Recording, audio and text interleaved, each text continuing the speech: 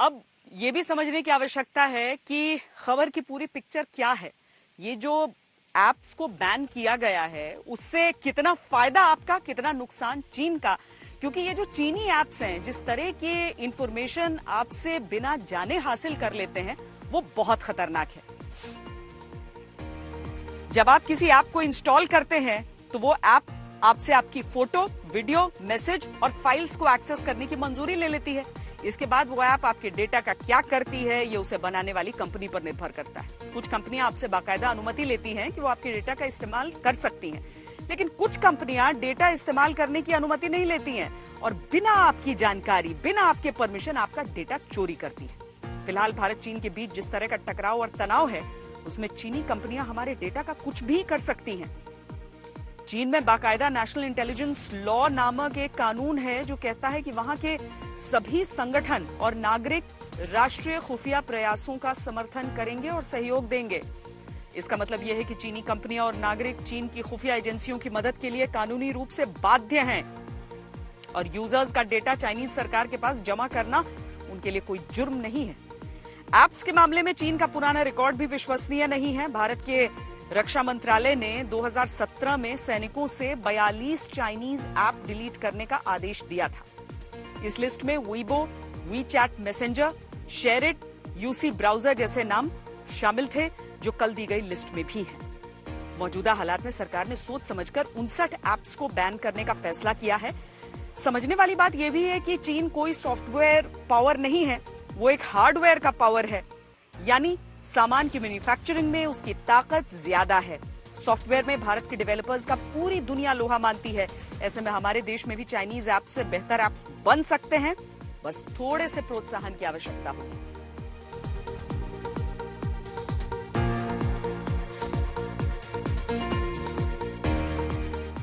और ये भी समझिए कि चाइना जो है वो दूसरे देशों के ऐप्स अपने देश में इस्तेमाल नहीं होने देता है। न तो वहां ट्विटर चलता है, बाकी छोड़िए गूगल मैप जैसी चीजें भी नहीं चलती हैं।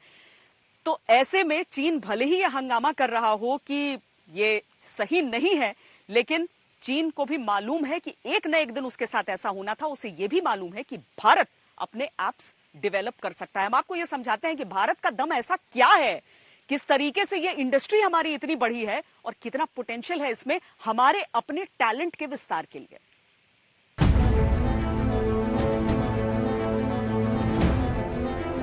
ऐसा क्या है भारत के बाजार में कि पूरी दुनिया ललचाई आंखों से देखती है?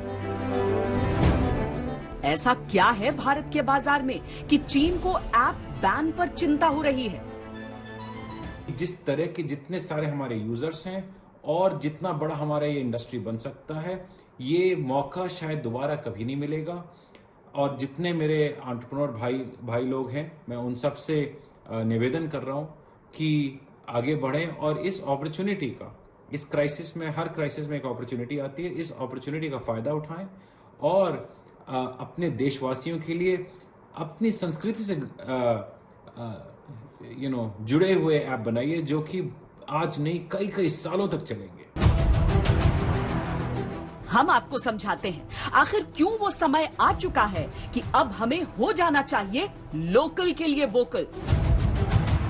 हम आत्मनिर्भर भारत के लिए दिन रात एक करेंगे। हम सब लोकल के लिए वोकल होंगे। इसी संकल्प के साथ हम 130 करोड़ देशवासियों को मिलजुल करके संकल्प के साथ काम भी करना है, आगे भी बढ़ना है।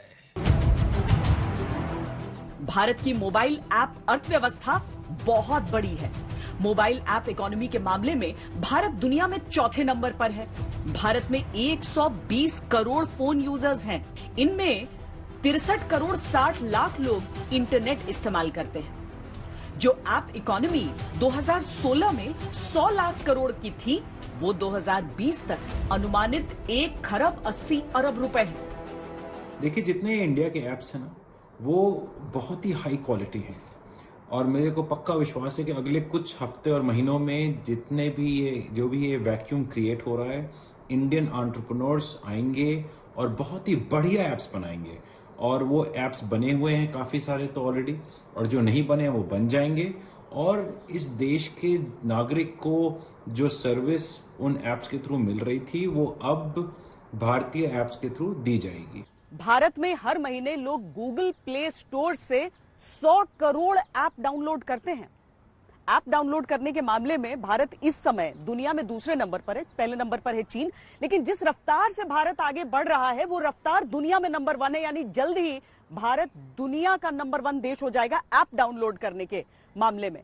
अब इस बात को ऐसे समझिए कि 2016 में हमारी जीडीपी का 5% योगदान इंटरनेट से आता था। 2020 तक ये 7.5% हो रहा है और इसमें आधा ऐप से जुड़ा हुआ है। अब समझे हिंदुस्तान की वो ताकत जो इस समय चीन को परेशान कर रही है। कैमरा पर्सन सैयद मोहसिन के साथ श्वेता सिंह, दिल्ली आज तक। हम और विस्तार से आपको आंकड़ों के जरिए खबर की पूरी पिक्चर समझाते हैं, क्योंकि भारत के मोबाइल ऐप वाली अर्थव्यवस्था अपने आप में इतनी बड़ी शक्ति है जो चीन ही क्या दुनिया में किसी भी देश को विचलित कर सकती है। चीन विचलित हो रहा है, इसके सबूत भी हमारे सामने आते रहते हैं। हम आपको बता दें कि भारत में 120 करोड़ मोबाइल फोन यूजर हैं, 63 करोड़ 60 लाख से ज्यादा इंटरनेट यूजर्स हैं। नैस्कॉम के आंकड़ों के अनुसार 2017 में भारत में 30 करोड़ स्मार्टफोन यूजर थे, जो 2021 तक 60 करोड़ हो जाएंगे। मोबाइल ऐप्स के डाउनलोड के मामले में भारत चीन के बाद नंबर 2 है, लेकिन मोबाइल ऐप्स डाउनलोड की ग्रोथ के मामले में भारत दुनिया में नंबर 1 है। भारत दुनिया की चौथी सबसे बड़ी मोबाइल ऐप इकोनॉमी है। 2016 में भारत की मोबाइल ऐप इकोनॉमी 1,40,000 करोड़ रुपए थी, जो 2020 में 18 लाख करोड़ रुपए के स्तर तक पहुंच सकती है। गूगल प्ले स्टोर के लिए भारत 2016 से ही सबसे बड़ा बाजार है। गूगल प्ले स्टोर से भारत के लोग हर महीने 100 करोड़ से भी ज्यादा ऐप इंस्टॉल करते हैं। 2020 के अंत तक भारत की जीडीपी में इंटरनेट का योगदान 7.5% हो जाएगा और इससे आधा हिस्सा ऐप्स का होगा। 2016 में इंटरनेट का जीडीपी में योगदान 5% था। ये सारी बातें मोबाइल ऐप के क्षेत्र में भारत की शक्ति का एहसास करवाती हैं। चीन की ऐप्स को बंद करने का असर तो पड़ेगा। भारत ने चीन की सबसे बड़ी डिजिटल पूंजी पर हमला किया है। टिकटॉक चीन की एक ऐसी मोबाइल ऐप है जिसने अमेरिका के मोबाइल ऐप्स वाले साम्राज्य को बड़ी चुनौती दी। टिकटॉक ने अमेरिकी ऐप्स के दबदबे को तोड़ते हुए यह संदेश दिया कि पूरी दुनिया में चाइनीज ऐप्स उभर रही हैं। अब भारत ने टिकटॉक जैसी तमाम ऐप्स को बैन करके चीन को बहुत कड़ा और दुनिया को एक बड़ा संदेश दिया है। नमस्कार, मैं हूं अंजना ओम कश्यप। हमें उम्मीद है ये वीडियो आपको पसंद आया होगा। लेटेस्ट खबरों के लिए यूं ही देखते रहिए आज तक, और इस वीडियो के पसंद आने पर लाइक, शेयर एंड सब्सक्राइब करना ना भूलें।